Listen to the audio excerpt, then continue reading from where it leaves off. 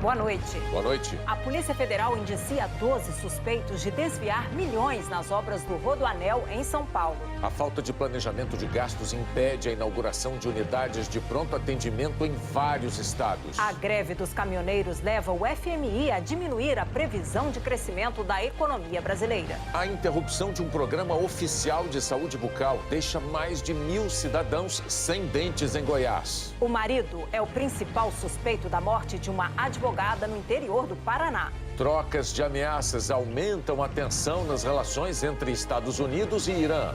Uma feira apresenta os aparelhos domésticos criados para economizar energia e facilitar a vida. A unidade de pronto atendimento 24 horas, que ocupa quase um quarteirão, foi construída em 2014. Custou ao Ministério da Saúde R$2 milhões. O posto atenderia pacientes de pelo menos 10 bairros de Votorantim, no interior de São Paulo, mas até hoje não atendeu ninguém. Todo mundo estava contente, todo mundo consciente que ia sair alguma coisa e nem inauguraram ainda. Quer dizer que não se sabe quando que vai inaugurar e se vai inaugurar, né? Na mesma cidade, esta outra UPA está pronta desde 2013 e também nunca abriu as portas. O mato cresce, a ferrugem começa a danificar a estrutura e a sujeira na fachada mostra que os vândalos andam sempre por aqui. Só numa das unidades, um pouco mais afastada, só nela, hoje, para deixar ela funcionando em virtude de deterioração e roubo, em torno de R$500 mil. Segundo o Ministério da Saúde, em todo o país, 145 UPAs estão prontas, mas fechadas. O dinheiro para construir os prédios vem do Fundo Nacional de Saúde e as prefeituras ficam responsáveis por comprar os equipamentos e manter o atendimento dia e noite. E a maioria dessas UPAs está fechada porque as prefeituras não têm dinheiro. Se desde o começo sabia que não poderia manter um posto, então por que aceitou o dinheiro? Falou, não, então a gente prefere fazer um habitacional, uma escola. Mas se você não tem dinheiro para manter, por que você vai aceitar o dinheiro? Com que propósito? O Ministério da Saúde diz que no estado de São Paulo, nos últimos 10 anos, foram cancelados 75 pedidos de instalação de novas unidades de pronto atendimento. As prefeituras tiveram que devolver tudo o que o governo federal gastou na construção dos prédios, 115 milhões. Mas agora um decreto do governo federal dá mais uma chance para os municípios que têm prédios assim, nessa situação. As prefeituras podem continuar com os prédios das UPAs, sem devolver o dinheiro da obra, desde que a unidade seja usada para atendimentos na área da saúde. Só no interior de São Paulo, em pelo menos 10 cidades, prédios erguidos para a implantação de UPAs estão sendo adaptados para outros serviços de saúde. Em Jaú e em Lins, os prédios continuam fechados, mas as prefeituras estão planejando criar postos de saúde e unidades básicas, que custam menos. Em Paraguaçu Paulista, o prédio da UPA virou um centro de exames. Em Pederneiras, a UPA funcionou por 10 meses e hoje é um centro de diagnósticos. A gente até sente falta, assim, do UPA, né? Mas também não ficou, assim, de tudo perdido, né? O Ministério da Saúde informou ainda que, além dessas UPAs fechadas, quase 1.000 unidades básicas de saúde estão prontas, sem funcionamento em todo o Brasil. Nesses postos, a população receberia medicamentos e os primeiros atendimentos. A verba para manutenção é custeada pelo governo federal, estados e também prefeituras. Então, o resultado da falta de planejamento e de coordenação de investimentos na saúde tem sido uma das principais queixas dos brasileiros aqui no Jornal Nacional e nos outros telejornais da Globo, nos vídeos em que eles dizem qual é o Brasil que querem para o futuro. E uma cidade de Goiás é o retrato perfeito dessa indignação nacional. O desejo de muitos moradores de Hidrolândia é voltar a ter um sorriso bonito. Pensei, nossa, que ótimo, né? Vou colocar meus dentes, né? Porque é até um sonho, né? Porque o tratamento é muito caro, né? O programa de implante dentário na cidade começou em agosto do ano passado. A promessa era que em 6 meses os pacientes estariam com os novos dentes.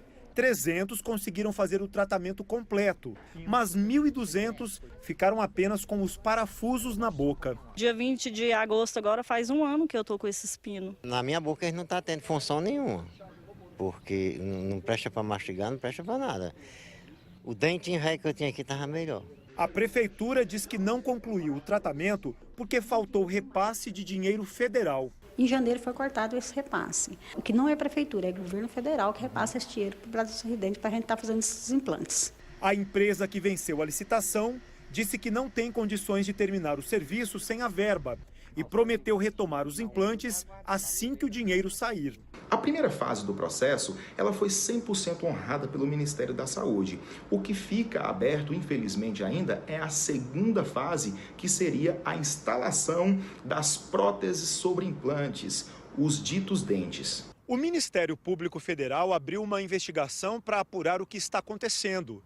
O procurador deu prazo de 5 dias para a Prefeitura de Hidrolândia e também para o Ministério da Saúde explicarem por que 1.200 moradores da cidade ficaram com o tratamento dentário incompleto.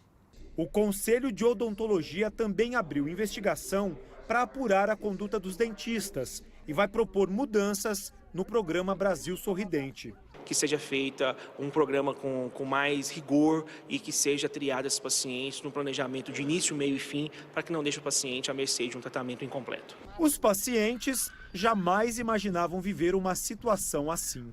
Eu sinto é muito ruim, cara. Eu não dou conta de mastigar, cara.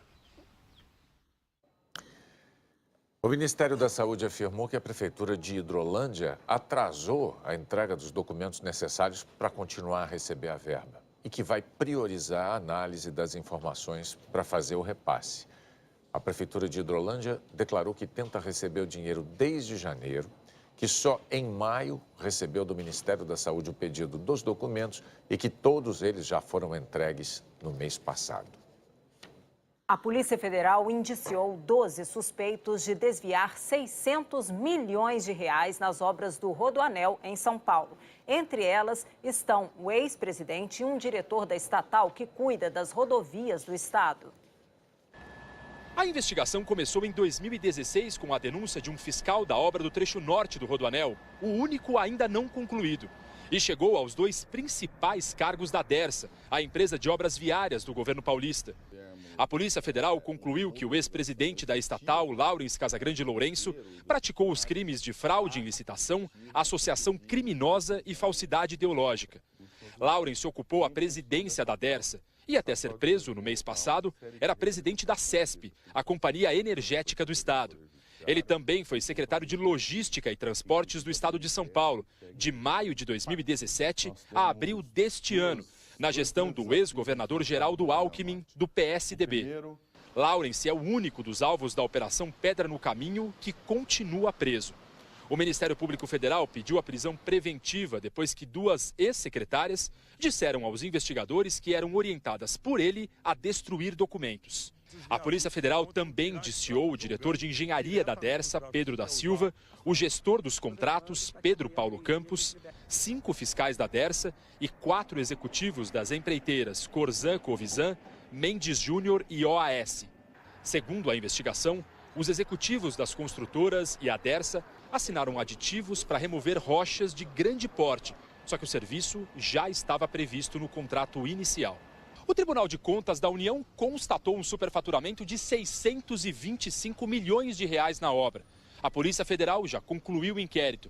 Agora, procuradores da República têm até sexta-feira para decidir se oferecem denúncia à Justiça, pedem outras investigações ou arquivam o caso.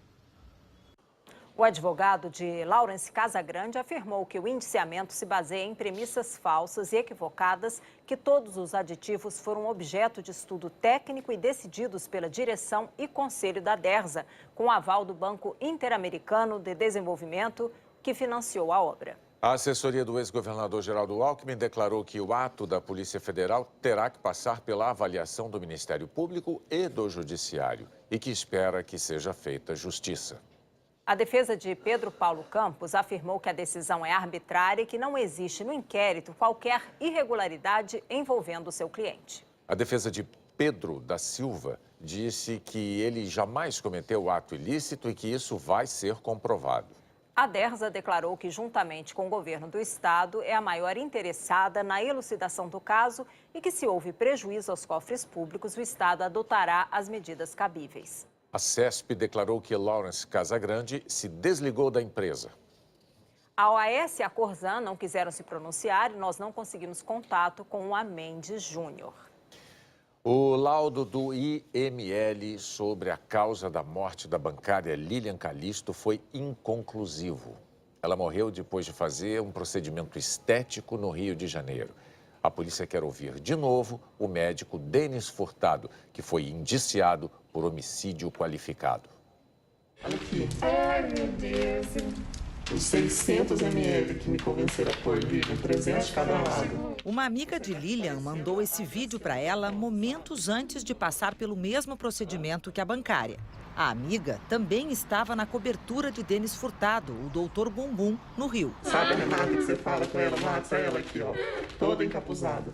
Olha aqui. Na gravação, a namorada de Denis, Renata Fernandes Cirne, aparece manipulando o material que seria usado. Você manda suas fotos de perfil, de costas e tal. Ela mesma fez a minha avaliação, você tem que pôr tantos ml e o valor é tanto e pronto. Eu depois fiz o depósito na conta da Renata. Ela auxiliou o tempo todo, inclusive a outra menina que até foi liberada também. A outra menina é a técnica de enfermagem Rosilane Pereira da Silva, que chegou a ir para a delegacia, mas teve o pedido de prisão negado e responde em liberdade. Renata está presa.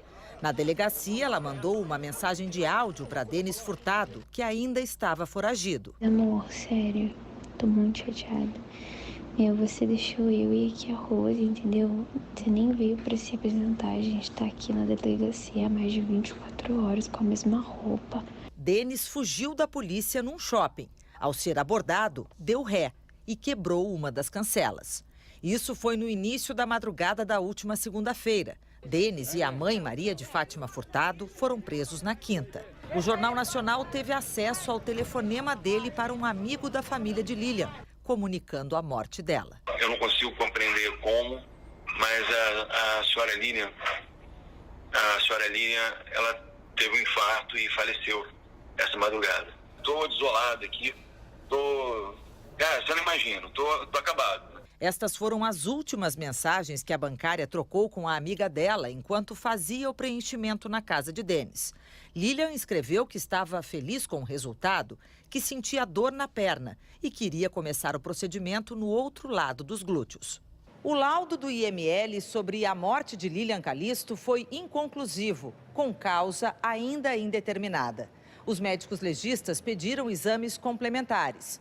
A polícia vai ouvir Denis Furtado de novo e também algumas vítimas. Já aos 5 dias do procedimento, o meu glúteo ele começou a ficar deformado, ele começou a ficar torto de um lado. Essa mulher prefere não mostrar o rosto e diz que teve muita dor no preenchimento. Pagou R$22 mil e, diante do resultado ruim, ligou para o médico. Ele disse que eu precisaria de mais 500 ml do produto, além dos 800 que ele havia colocado, me cobrou mais R$10.600. Eu me recusei e eu tive uma infecção, em um dos glúteos que levou 60 dias mais ou menos até a minha recuperação. Ela ainda precisou de 3 cirurgias reparadoras. O meu glúteo ainda continua deformado. Eu não consigo entender como ele utiliza a palavra médico, porque o médico ele está para ajudar o outro e não foi isso que ele fez comigo.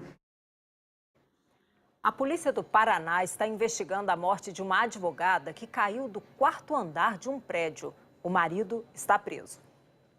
O corpo de Tatiane Spitzner, de 29 anos, foi encontrado no apartamento onde ela morava com o marido, Luiz Felipe Manweiler, em Guarapuava, região central do Paraná.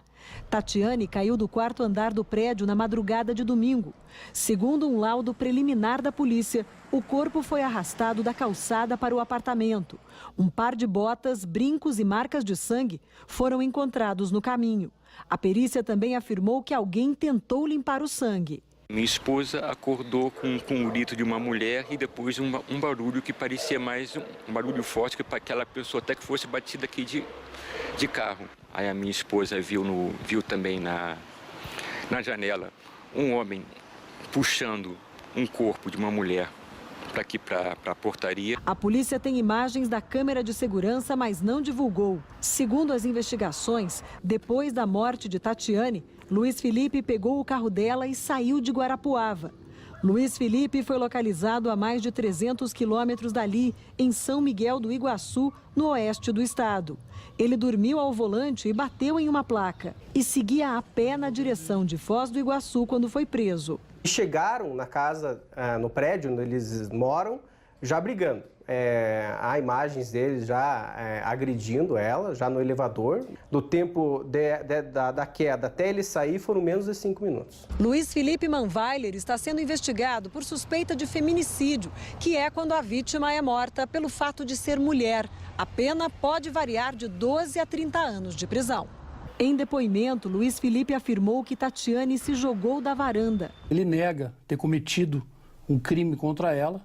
O desespero dele fez com que ele tomasse algumas atitudes que serão melhor esclarecidas. O corpo de Tatiane foi enterrado hoje. A família não quis gravar entrevista, mas disse que o casal não tinha histórico de brigas. Manaus teve 14 assassinatos neste fim de semana. Em menos de 2 meses, foram quase 200 mortes violentas na cidade. A Secretaria de Segurança afirma que o motivo é uma disputa pelo domínio do tráfico de drogas e anunciou uma força-tarefa para investigar. A chacina da Candelária completou hoje 25 anos. Uma missa lembrou os 8 assassinatos daquele 23 de julho. Crianças e adolescentes foram executados quando dormiam em frente à Igreja da Candelária, no centro do Rio. Os assassinos já cumpriram pena e estão livres. Depois da missa de hoje, jovens de projetos sociais e parentes das vítimas saíram em passeata. Que Brasil você quer para o futuro? Meu nome é Welton Machado, eu falo da cidade de Ataleia, Minas Gerais. O Brasil que eu quero para mim é um país com mais saúde, educação, cultura, trabalho e lazer. Que nossos governantes saibam investir o dinheiro público. Meu nome é Paulo Roberto de Souza, eu falo de Alvorada do Norte, Goiás. O Brasil que eu quero é que os polícias sejam verdadeiros, porque no mapa da prefeitura essa rua é asfaltada e aqui nós vivemos no meio da lama e da sujeira e do buraco. Meu nome é Maria Ribeiro, moro em Palmirim, Ceará. Eu queria um político honesto que trabalhasse pelo nosso Brasil, principalmente para os pobres. Meu nome é Fernando Puzzi de Assunção, sou de Sandolândia, Tocantins. O Brasil que eu quero é onde o meio ambiente seja respeitado e valorizado, onde os políticos e os governantes tenham mais responsabilidade e seriedade com as obras públicas. Meu nome é André Luiz dos Reis, falo de Piquete, estado de São Paulo, e o Brasil que eu quero é um país onde os políticos não ocupem todo o seu tempo simplesmente disputando poder, e sim fiquem mais tempo preocupados com o bem-estar da população. Eu sou a Marta Antônia, estou em frente à Catedral de Santo Ângelo, no Rio Grande do Sul, local onde os peregrinos terminam o caminho das missões. O Brasil que eu quero é um país onde os brasileiros conheçam e valorizem as belezas naturais, históricas e culturais do nosso país.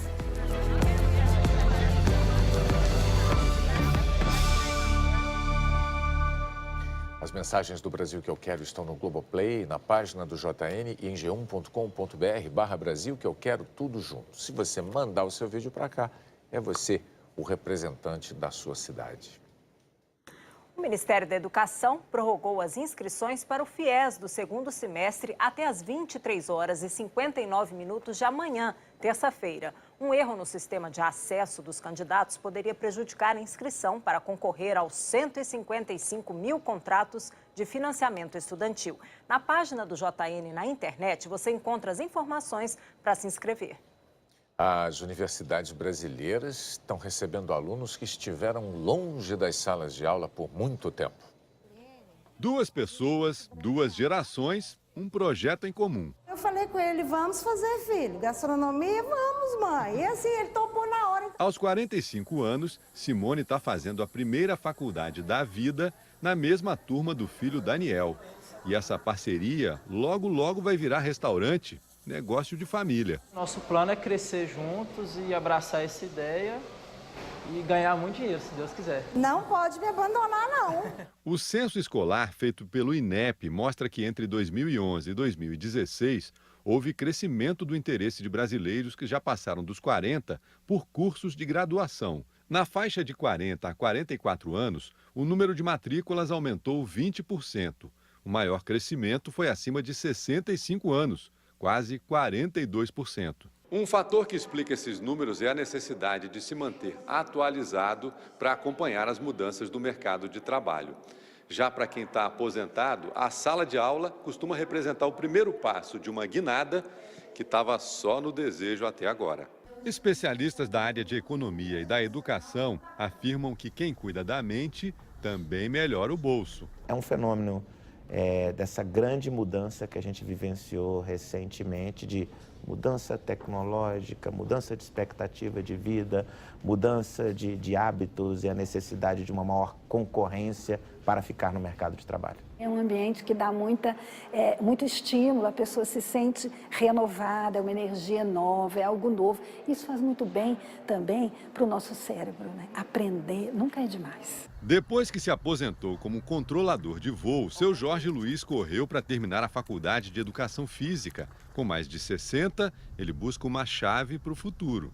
Uma abertura dessas portas que estão, para mim, todas fechadas, né?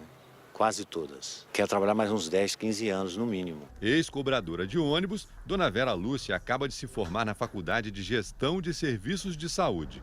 Ela já teria idade para se aposentar, mas diz que só vai pensar nisso quando a renda der uma boa melhorada. Se eu aposentasse agora, eu iria aposentar com um valor muito baixo. E agora que eu estou terminando a minha primeira graduação, então eu tenho que correr atrás para tentar uma aposentadoria pelo menos mais digna. Parar também não está no dicionário da Dona Cleia, que começou a cursar faculdade de teologia aos 84 anos. Você já vai com uma cabeça mais formada, né? Você já sabe o que você quer, você já sabe que aquilo para você é importantíssimo. Quando pegar o diploma no ano que vem, ela terá completado 88 anos de idade. Para ela, ter objetivos é o que leva a gente longe. As pessoas desistem muito fácil de viver, sabe? Estou vendo gente aí que com 50, 60 anos está se achando velho, não pode fazer mais nada. Isso não existe mais não. Olha, nós estamos no ano, né? Nós estamos aqui em 2018, o que é isso, né? Então, eu pensei, mas você pensava chegar agora? Eu fico pensando até onde é que eu vou, não, quando adianta. Eu vou indo, né? E você vai ver a seguir a alta tensão nas relações entre Estados Unidos e Irã. E os aparelhos criados para facilitar a vida, economizando energia. O Fundo Monetário Internacional reduziu a previsão de crescimento da economia brasileira este ano de 2,3% para 1,8%. Como motivos para essa redução, o FMI citou incertezas políticas, efeitos persistentes da greve dos caminhoneiros e a piora nas condições econômicas globais. O fundo manteve a previsão de 2,5% de expansão para o ano que vem. As faturas do cartão de crédito que chegaram desde o início do mês foram as primeiras desde a entrada em vigor das regras novas em junho. O objetivo das mudanças foi reduzir os juros cobrados. A Márcia está cheia de memórias felizes da festa de casamento. Os filhos entrando na igreja, o momento do sim, só que ficaram também as dívidas no cartão de crédito. Esse aqui é o do meu vestido, que eu parcelei. Esse aqui eu parcelei as despesas da festa, lembrancinhas, os extras das festas, floricultura, tudo. E esse aqui foi da viagem, da lua de mel. 1/4 das famílias brasileiras tem dívida em atraso, segundo a Confederação Nacional do Comércio. E a maior parte é em cartão de crédito. Uma dívida fácil de fazer, mas difícil de pagar. Para quem atrasa a conta no cartão, a taxa de juros passa de 200% ao ano. A gente começou a pagar o limite, o mínimo, mas eu cheguei à conclusão que não valia a pena, porque os juros na próxima fatura liquidavam aquilo que a gente pagou. Parece que você não pagou nada. Em junho, começaram a valer novas regras para o cartão de crédito. O pagamento mínimo do cartão não tem mais que ser de 15% da fatura. Agora, cada banco define esse percentual dependendo do perfil do cliente, que deve ser avisado 30 dias antes da mudança. A taxa de juros do rotativo podia variar. O valor era menor para quem pagava pelo menos a parcela mínima Em maio, por exemplo, os juros para quem pagava o mínimo eram de 10,81% ao mês. Já para quem não conseguia pagar, mais de 13%. Agora, o banco vai ter que cobrar uma única taxa de juros. Depois de 30 dias usando o crédito rotativo do cartão, selado com juros menores. Este professor de finanças diz que as mudanças são positivas, mas o consumidor ainda precisa ficar atento para que a dívida no cartão não se transforme em outras, mais pesadas no futuro. O banco que reduzir para menos do que 15%, ele vai estar talvez, eventualmente, facilitando o crédito num primeiro momento para o tomador, mas trazendo um problema lá na frente, porque depois de 30 dias ele não pode mais entrar no rotativo do rotativo, ele vai precisar fazer um parcelamento, aí você vai estar com uma massa crítica de dívida mais elevada, num cenário instável de taxa de juros que não tende a cair, pelo menos no curto prazo. Márcia e o marido estão agora renegociando com os bancos para apagar a única memória ruim que ficou da festa de casamento. A gente quer se livrar mesmo, então a gente está fazendo propostas para liquidar de vez. Falando em cartão de crédito, tem uma feira de eletrodomésticos em São Paulo que está apresentando uns aparelhos que economizam energia enquanto facilitam a vida dentro de casa. O armário que sozinho usa vapor para desamassar e tirar o cheiro da roupa. A caixinha de música que não estraga mesmo quando acompanha o banhista mais entusiasmado. Lançamentos para atrair os olhares de quase 30 mil lojistas de todo o Brasil. A data não é por acaso. Agora, ainda no começo do segundo semestre, é que se programam as vendas para o Natal. E entre tantas dificuldades para o consumidor, uma certeza para aliviar o bolso. Ele não sabe se ele vai continuar tendo o trabalho dele, se ele vai ter renda para poder pagar as contas, né? Os produtos vêm aumentando de preço, então ele vem cuidando essa parte também da energia, né? A solução para reduzir o consumo de energia pode vir do ar-condicionado, que gasta até 60% menos. Tem forno elétrico, que garante uma economia de 15%. Mais trabalho para quem desenvolve esses equipamentos. Ele gasta muito mais tempo de engenharia, mais tempo de desenvolvimento, teste, para a gente conseguir trazer a melhor eficiência, a melhor performance, gastando menos energia para o consumidor. Essa empresa pesquisou e descobriu que numa casa de família, em média, as pessoas abrem a porta da geladeira quase 70 vezes por dia, quase sempre para ver o que tem lá dentro, se falta alguma coisa. Olha o consumo de energia. A solução pode estar num toque ou em 2. Olhou pela porta de vidro, viu o que quer e só abre se precisar. O preço é salgado, R$15 mil. A tecnologia promete uma economia de energia que pode chegar a 41%, com outra vantagem. Essa troca de calores, você perde nutrientes na comida que tem lá dentro, né? Pode estragar os produtos? Pode estragar, estraga mais rápido. Então, se você tem aí uma estabilidade aí refrigerada mais longa, o seu alimento ele dura mais. Mais do que nunca o controle está nas mãos. E se a gente não desgruda do celular, que tal a possibilidade de acompanhar o consumo de energia de casa na tela por um aplicativo? Então o pessoal deixa as luzes ligadas com frequência, não só em residência, mas em escritórios. Você já passou pela rua, né, e olhou aqueles escritórios todos acesos durante a noite? É isso, a Casa Conectada resolve também esse problema. É a questão de se enxergar além do bolso. Hoje eles vêm com essa preocupação, tanto em economizar como também em colaborar com a prática sustentável do país. Vamos falar agora de previsão do tempo? Hora de conversar com a Maria Júlia Coutinho. Boa noite, Maju. O que você destaca? Oi, Juliana. Boa noite para você, para o Bonner e para todos. Começo falando sobre a chuva que continua caindo nas bordas aí do país. No extremo norte da região norte, no leste do nordeste e no sul, onde a terça vai ser bem instável, já que a gente tem aqui esse sistema de alta pressão empurrando um ar frio e úmido para a região. Será um dia gelado e molhado em Porto Alegre, Floripa e também em Curitiba. Sobram instabilidades também aqui para São Paulo, da garoa, gente, e da gangorra das temperaturas. Veja só, sábado fez 28 graus aqui, depois foi virando, domingo 22 com garoa. Hoje a gente teve 25 de máxima, Juliana, e amanhã, terça, 22 também com garoa aqui. Maju, você sabe que eu peguei uma chuvica, como você fala, fiquei até um pouco resfriada, sabia? E o sol, hein, Maju? Como é que vai ser? Onde tem?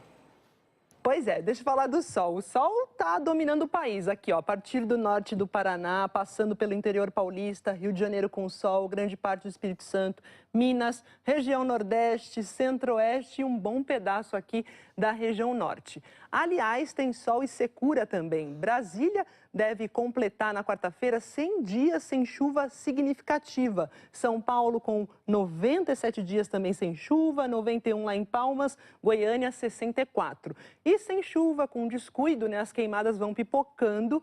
Hoje pegou fogo numa área de Cerrado, perto do complexo prisional em Aparecida de Goiânia. Os bombeiros conseguiram controlar aí as chamas. No time das capitais com tarde de secura, a gente tem Brasília, que começa o dia com 12, à tarde faz 27 de máxima. BH, onde o dia começa com 13, 24 à tarde. Goiânia, com 15 graus aqui de diferença entre a mínima e a máxima. E Teresina e Palmas, muito quentes. Aqui, ó, Teresina com 36 graus. Mas o Nordeste, com cara de inverno, é raro, mas existe. Olha lá, Vitória da Conquista, com 15 de manhã, Garanhuns, com 16, e Guaramiranga, no Ceará, também com 15. Isso porque essas cidades aí estão numa altitude mais elevada, 923 metros lá em Vitória da Conquista. Existe aí a chamada variação vertical da temperatura, que é isso aí, quanto mais alto um local, mais baixa é a temperatura. À medida que a gente se afasta do nível do mar, a temperatura cai em média, Juliana, 6,5 graus a cada 1.000 metros. Valeu a explicação. Obrigada, Maju. Tchau, até amanhã. Olha, a semana começou em alta tensão na política internacional. A troca de ameaças em público pelos presidentes dos Estados Unidos e do Irã piorou muito o clima entre os dois países. A mensagem dirigida ao presidente do Irã, Hassan Rouhani, foi toda escrita em letras maiúsculas, num tom agressivo. Jamais ameace os Estados Unidos de novo, disse Donald Trump numa rede social. Ou você sofrerá consequências que poucos sofreram na história. Tenha cautela. Essa foi uma resposta ao que o presidente iraniano disse no domingo, numa reunião em Teherã. Os Estados Unidos, segundo ele, precisam entender que guerra com o Irã é a mãe de todas as guerras e que a paz com o Irã é a mãe de toda a paz. Rouhani afirmou também que o governo americano não pode impedir o Irã de exportar petróleo. Mas o secretário de Estado, Mike Pompeo, disse que é obrigação dos Estados Unidos colocar pressão máxima no governo iraniano e acusou o regime dos ayatollahs de ser mais uma máfia do que um governo. Pompeo afirmou que os americanos vão trabalhar para que as exportações de petróleo do Irã sejam quase nulas até o dia 4 de novembro. A decisão faz parte de um pacote de sanções contra o país. Em maio, Trump saiu do acordo nuclear que havia sido assinado pelo antecessor, Barack Obama, com o Irã e outros 5 países. O aumento da tensão pode ser o início de um confronto mais sério entre os Estados Unidos e o Irã, com a imposição das novas sanções. Mas pode estar também na categoria de crise do dia, o que é comum nessa presidência e logo desaparece. Ou o objetivo pode ser tirar a atenção de algo negativo. Na semana passada, Trump foi muito criticado pela postura submissa que teve no encontro com o presidente russo Vladimir Putin. Agora à tarde, quando perguntaram ao presidente se ele estava preocupado com a crise com o Irã, ele respondeu: nem um pouco. O combate ao tabagismo, que envolve a comunidade médica e autoridades de saúde em todo o planeta, está prestes a receber um impulso gigantesco no maior país do mundo. Tá para nascer na Rússia a primeira geração livre de fumaça. Os ministros discutem um dos maiores projetos anti-tabagismo do mundo. Qualquer pessoa nascida depois da aprovação da lei não poderia mais comprar cigarros. Um banimento que continuaria mesmo depois de atingirem a maioridade. Os atuais fumantes ganhariam um passe. De cada 3 russos, pelo menos um é fumante. O governo estima que o cigarro mate até 400 mil pessoas por ano. E o presidente russo quer mudar a imagem da população. Vladimir Putin passa longe do cigarro e já repreendeu em público ministros que fumavam. O governo Putin também apagou alguns velhos hábitos no país. Desde 2014, a lei proíbe fumar em lugares fechados. Outra medida importante foi o estabelecimento de um preço mínimo. Os fumantes pagavam só o equivalente a $1 por pacote e agora gastam em torno de 2. Só que o banimento parece intragável para todas as pessoas que entrevistamos. Esse rapaz acha que a ideia tem cara de pegadinha. A menina entende que os maiores de idade podem decidir sozinhos. A outra defende que quanto mais se proíbe, mais a pessoa quer. Quem é contra o novo projeto de lei também tem outro argumento na ponta da língua. Toda proibição é irmã do mercado ilegal. O banimento do álcool nos Estados Unidos, nos anos 1920, fez surgir o lendário Al Capone e outros grandes contrabandistas. Aconteceu também com o cigarro no Butão. O pequeno reino no Himalaia tentou banir o tabaco em 2005 e o resultado foi um enorme contrabando de cigarros indianos. As 6 maiores empresas de tabaco do mundo argumentam que o cigarro falsificado é pior para a saúde pública. E é ruim também para a saúde financeira delas, que dominam um mercado de 92 bilhões de reais por ano só na Rússia. A geração russa livre de fumaça segue sem data para chegar. O governo ainda não encontrou fôlego para aprovar a nova lei. A seguir, a nova punição do nadador americano que inventou um assalto nos Jogos Olímpicos do Rio. E o jogador que desistiu da seleção da Alemanha por causa de racismo.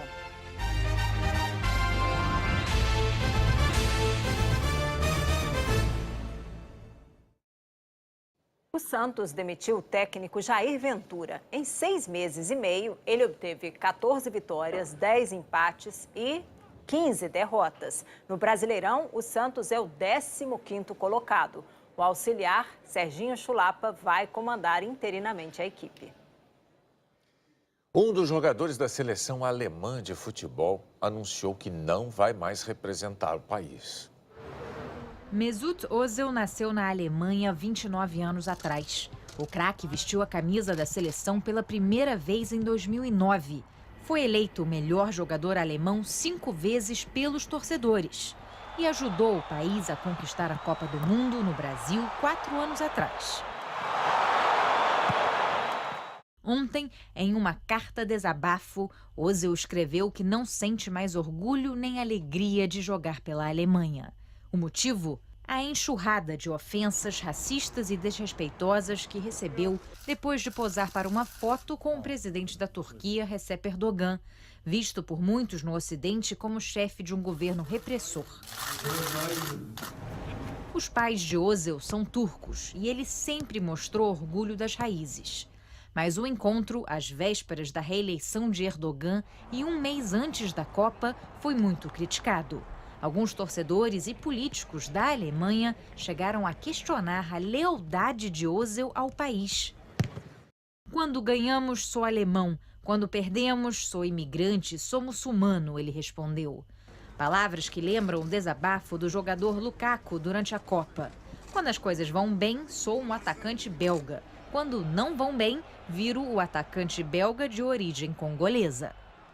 Mesut Özil vive aqui na Inglaterra desde que foi contratado pelo Arsenal em 2013. Hoje ele recebeu o apoio de vários colegas. A primeira-ministra alemã também saiu em defesa do jogador, dizendo que ele fez muito pela seleção nacional. Angela Merkel fez questão de lembrar que a Alemanha é um país cosmopolita, onde a maioria das famílias de imigrantes vive bem integrada e que o esporte tem um papel fundamental nessa integração. Depois de um fim de semana de reviravoltas na Alemanha, Lewis Hamilton voltou a liderar o Mundial de Fórmula 1. É Reginaldo Leme quem comenta. Se há um ditado do qual Lewis Hamilton nunca vai duvidar, é aquele que diz: nada como um dia após o outro. No sábado, quando o carro quebrou, a ambição de retomar a liderança do campeonato deu lugar ao desespero. Já no domingo, viveu o outro lado da moeda. Enquanto o rival Sebastian Vettel perdia o controle na chuva e socava o volante do carro, Hamilton conquistava a vitória mais suada e mais improvável da sua carreira. No começo do dia, tudo parecia perdido, com Vettel em primeiro e ele em 14º. No fim, ele havia conseguido empurrar o problema para o rival. É a 5ª virada nesse campeonato disputado palmo a palmo. Hamilton estava 8 pontos atrás e agora está 17 à frente. É isso que faz da corrida de domingo que vem na Hungria o maior desafio do ano para a Ferrari. Numa pista em que a Mercedes não costuma ter vantagens, a reação de Vettel tem que ser imediata para ele se manter firme na briga pelo pentacampeonato. O nadador americano Ryan Lochte está proibido de competir até julho de 2019. A agência americana antidoping puniu Lochte porque ele recebeu uma injeção de vitaminas na veia acima da dosagem permitida. O próprio nadador postou uma foto do episódio numa rede social. A primeira suspensão de Lochte das competições foi em setembro de 2016, depois que ele mentiu ao dizer que tinha sido assaltado durante a Olimpíada do Rio de Janeiro. O Comitê Olímpico do Brasil divulgou hoje o primeiro balanço da preparação para os Jogos de Tóquio daqui a 2 anos, quando 250 atletas devem representar o país.